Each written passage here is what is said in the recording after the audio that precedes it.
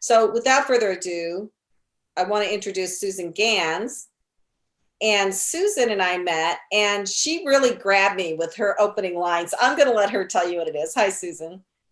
Hi, Elizabeth. Thanks for having me. And I'm so honored to be on here with all my colleagues on the show today.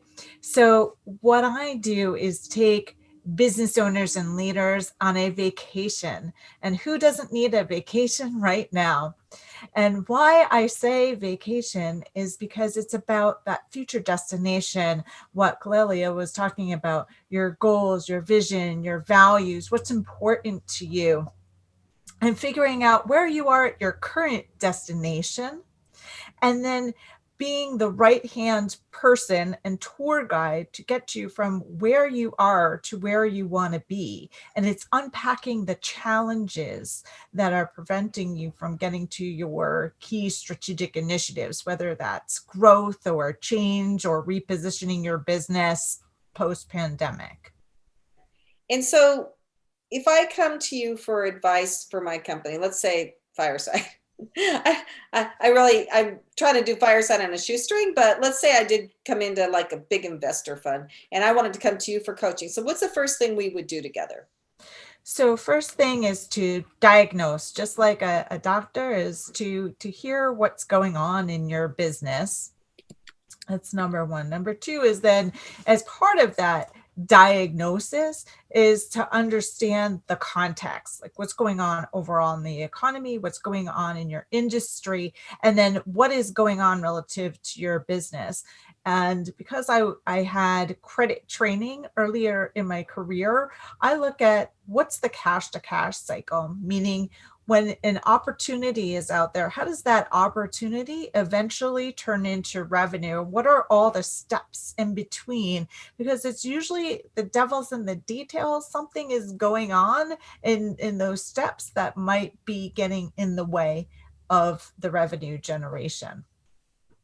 Right. And your company is Ganz Strategic Solutions, right? So you're really on Yes. business strategy, right?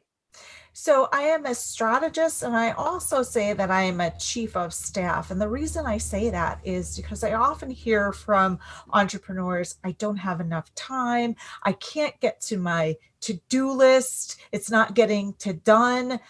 I don't know what's happening. I'm losing control and focus.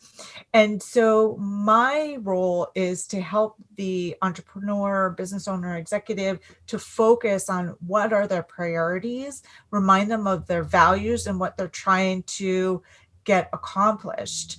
And part of my role is to take on all the excess and make sure they're getting to what they need to as part of the functioning of a chief of staff.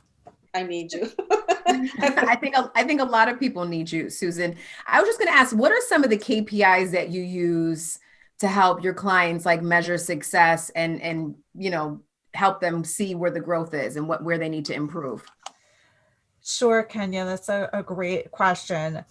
Some of the KPIs are relative to one's business, but a general one is about freeing up hours in their day, especially if they're saying, I'm not getting to my to-do list. I missed family dinner today, and oh my gosh, I can't believe I missed that performance.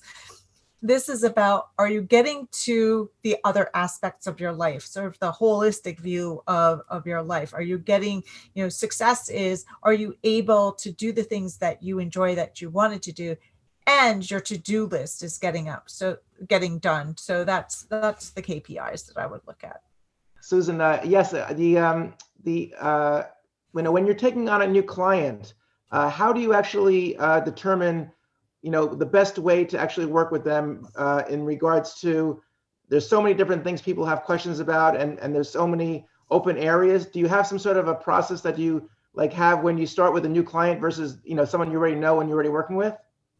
Sure. And the process is to really do that discovery session. And I think what Clelia was saying was to have that sort of discovery session, that open session in the beginning, that complimentary session to see, is it a right fit? Because I'm not going to be the right fit for everybody, but it's really to understand, are they committed to making change? Because some people say, yes, I want to change. And then their actions don't don't show up commensurate with that wanting to make a change. So it's also about asking questions to understand their readiness and openness to making a change. So that's the first thing. And then I do some assessments about, what are their strengths? What are their natural inclinations?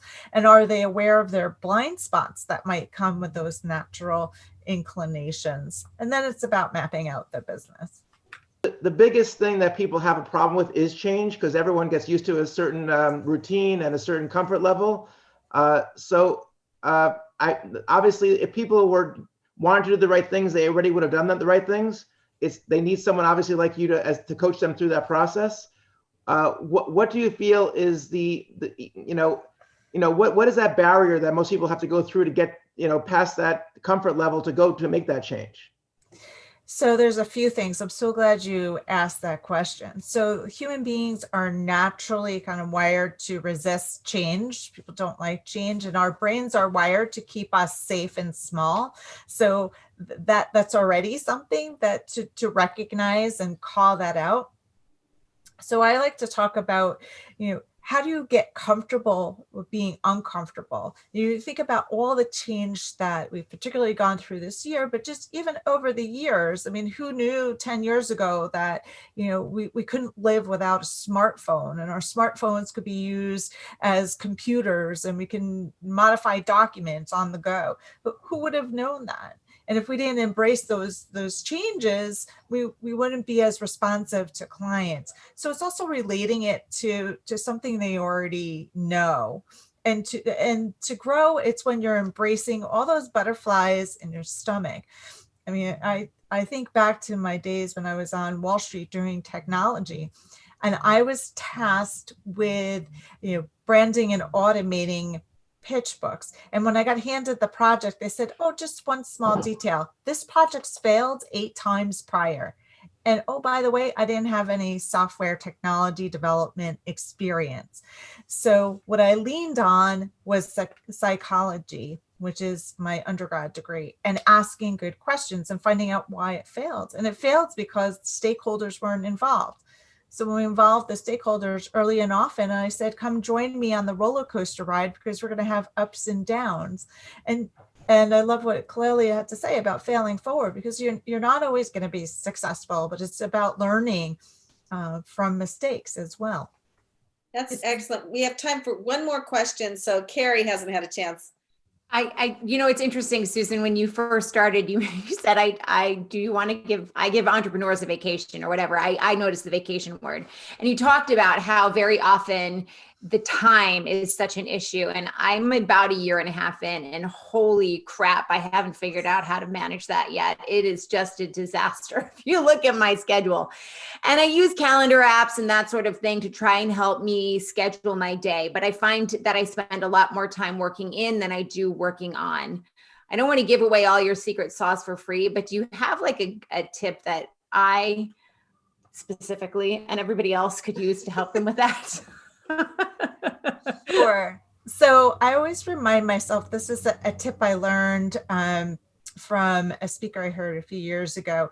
And one of the things she said was she keeps on by her computer, they're on an index card, you can put it on your phone, on a sticky note, says, what are your core values? And like Lelia said, is, when you say yes to something, is it in alignment with those values? Because remember, when you say yes to something, you're saying no to something else. So be mindful of what you're saying no to. Is it no to your family? Is your no to your big goals that you're trying to achieve? It's about being very mindful of aligning your activities to what your vision and values and goals are. Yeah, I never thought of it that way. So you're saying no to something else, but it's a great way of putting it, and taking a look at what you're saying no at helps to sort of reorganize your thoughts. Thank you. You're welcome. Excellent. Well, thank you, Susan. Really powerful stuff. And we have to go to break now. Anybody that's just tuning in, our podcast comes out tomorrow. This has been a fantastic show so far, but we're not done yet, because this next presenter is going to make you feel good about drinking wine. So we'll be right back after this break.